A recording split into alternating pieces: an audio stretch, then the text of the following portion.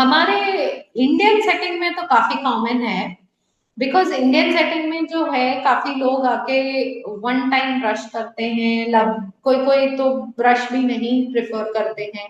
काफी लोग उंगली से ब्रश करते हैं। कोई कोई ऐसे भी होते हैं जो ब्रश करना भूल ही जाते हैं, 2-3 दिन के बाद ब्रश करते हैं। तो ऐसे काफी कंडीशंस है जहां पे है ना मुंह को साफ नहीं रखा जाता है। और 60 ऐसी उम्र है, लगभग आपके एटलीस्ट एक इंडिविजुअल 4 जन में आप देखोगे तो किसी एक जन में तो भी आपके है ना लगभग 4 से 5 दांत वो उम्र में नहीं होंगे। ऐसा होगा कि वो काफी लोग डेंटिस्ट के पास तभी फर्स्ट फर्स्ट आते हैं, ये बोल के आते हैं कि डॉक्टर मैं ऐसे ही खाना खा रहा था या कुछ कर रहा था तो वो दांत ऑटोमेटिक गिर गया। एंड ये काफी हद तक आगे वाले दांत में ही होता है। तो वो आते हैं दांत बैठाने के लिए या दांत को रिप्लेस करने के लिए, जब आते हैं तभी शायद वो डेंटिस्ट के पास भी फर्स्ट आते हैं। बहुत टाइम से है ना वो साफ नहीं रखते, सफाई ठीक से नहीं करते। तो हम जो प्लाक बोलते हैं, एक एक छोटा सा व्हाइट कलर का जो मुंह के अंदर से दिखता है, वो काफी टाइम से आप ऐसे ही छोड़ दोगे तो वो हार्ड हो जाता है, जैसे कैल्सिफाई हो जाता है, उसमें कैल्शियम का डिपॉजिट बन बन के वो पूरा हार्ड हो जाता है। अगर आप उसको साफ नहीं करोगे तो वो आपके मसूड़ों को कमजोर कर देगा, और मसूड़े जो है काफी हद तक नीचे उतर जाएंगे। नीचे उतरने के बाद रूट को पकड़ कैसे रहेगा, अभी समझ लो ऐसा है अपना पकड़।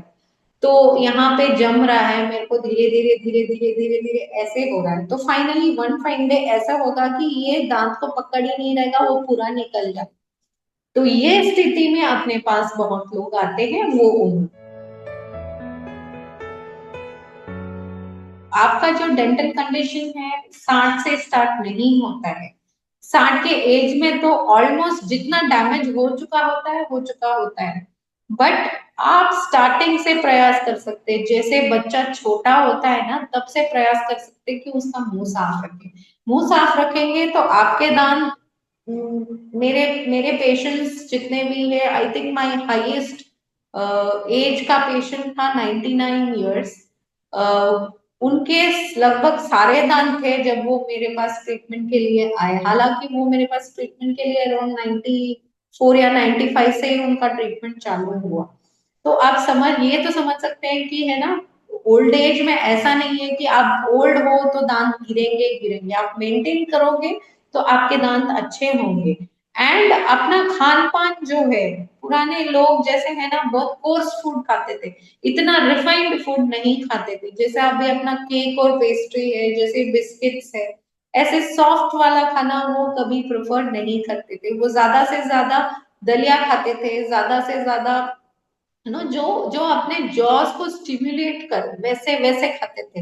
कच्चे फल फूल है वैसे खाते थे।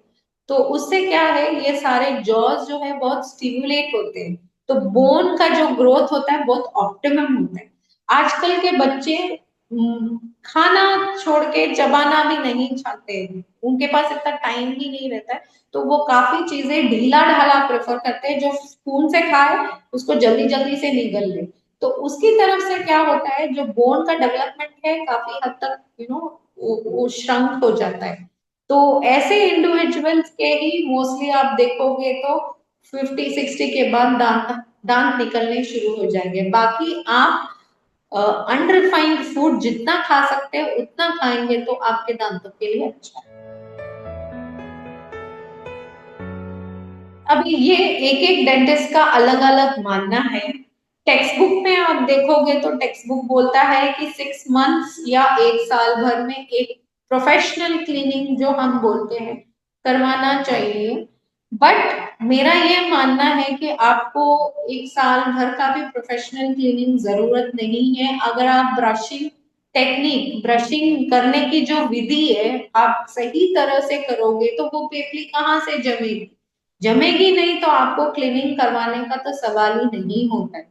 बाकी अगर आपको कॉन्फिडेंस नहीं है कि नहीं मेरा ब्रशिंग, शायद काफी लोगों का क्या है पीछे के दांत और ये जो अंदर की तरफ, नीचे के भाग के अंदर की तरफ जो है वहां से क्लीनिंग ठीक से नहीं हो पाता है। जैसे वो ब्रश डालते हैं तो वो फील होता है कि वो पूरा ब्रश वहां से क्लीन नहीं करता है। जिनके दांत स्ट्रेट है, एक सामान्य है, उनको प्रॉब्लम नहीं होगी। अगेन जिनके दांत टेढ़े मेढ़े आगे पीछे हैं, तो वो ब्रश है ना कहीं पूरा नहीं क्लीन कर पाता है।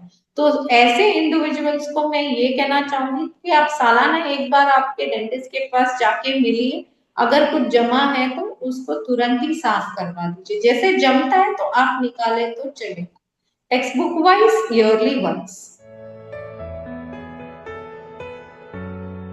लौंग का तेल, ये जो मैं बोली बोन का कंडीशन के लिए लौंग का तेल काम नहीं आता है।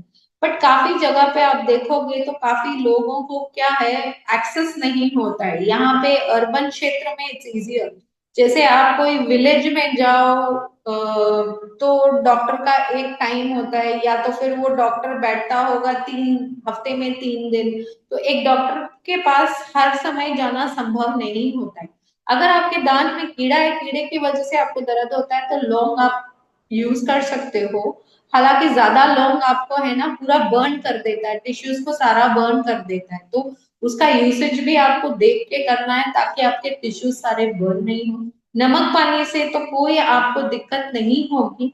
मैं रेकमेंड करती हूँ, मेरे क्लिनिक में भी मैं ज्यादा से ज्यादा नमक पानी रेकमेंड करती हूँ।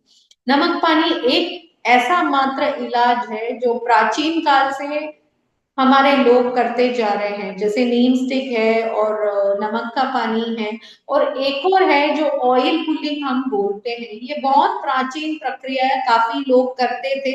अभी इस जमाने में लोग कम प्रेफर करते हैं, लेकिन ये तीनों जो है, आपका नीम का स्टिक है और नमक का पानी है और ऑयल पुलिंग है, ये काफी हद तक आपको हेल्प करता है आपके बोन्स और आपके दांतों को स्ट्रॉन्ग रखने में। वो जो पेपली में बोल रही थी वो काफी हद तक नहीं जमता है अगर आप ये भी करते हो तो। अगर आप टूथ और ब्रश से क्लीन कर पाते हो, वेल फाइन एंड गुड। अगर ये भी कर रहे हो तो भी excellent. Brush and paste definitely आपको करना है 2 टाइम, मॉर्निंग एंड नाइट। उसके अलावा ये भी कर ले तो excellent. 60 years and above, 50 years and above से ये बहुत कॉमन है। ये किसके लिए होता है, तो आप समझ लो कि जैसे ये दोनों दांत है ऐसे जुड़े हैं, ओके। अभी मेरा जो बोन का लेवल है थोड़ा कम होते जा रहा है, कहीं एक भाग से कम होते जा रहा है, तो यहाँ पे जो कांटेक्ट है वो सेम नहीं रहेगा, क्योंकि इतना बोन मेरा कम हो गया है। अभी इतना बोन कम हो गया तो वहां पे तो बोन कोई डाल तो नहीं सकते। डाल सकते हैं, ऐसा भी सर्जिकल एडवांसमेंट है जहां पे हम क्या करते हैं, थोड़ा सा बोन ऐड कर देते हैं ताकि ये दोनों कांटेक्ट सही से बने रहे। बट अगर आप मेंटेन नहीं करोगे तो वापस वो यहाँ ये स्थिति पे लेके आ जाएगा। तो अगर आपको फील होता है कि यहाँ पे खाना रुकता है तो आप जा सकते हैं एक डेंटिस्ट के पास, उनका सलाह लेने के लिए। क्योंकि अभी बहुत एडवांसमेंट्स है जहां से हम बोन लॉस को डील कर सकते हैं। दोनों दांतों के बीच में जैसे ही खाना फंसता है, ये पहला इंडिकेशन है कि आपका दांत अभी सड़ने वाला है। तो वो टाइम पे ही आप जाओगे, इलाज ले लोगे तो आपके दांत सही सलामत रहेंगे। नहीं तो आप मान के चलिए कि आपके एक एक करके दांत लूज होते जाएंगे एंड एक एक करके आपको निकालना पड़ेगा। और अगर आप एक दांत निकाल भी दे तो उसको 100% से रिप्लेस कर दे। बिकॉज अगर आप रिप्लेस नहीं करोगे, आप समझ लो कोई एक ऐसी चीज फिट करते हो इस जगह में, और मैं वहां से एक चीज निकाल दूं तो वो ढीला हो जाता है, जगह मिल जाती है बाकी सब चीजों को उसमें उसमें सेटल होने के लिए। तो कभी भी गैप नहीं दे, इमीडिएटली रिप्लेस कर।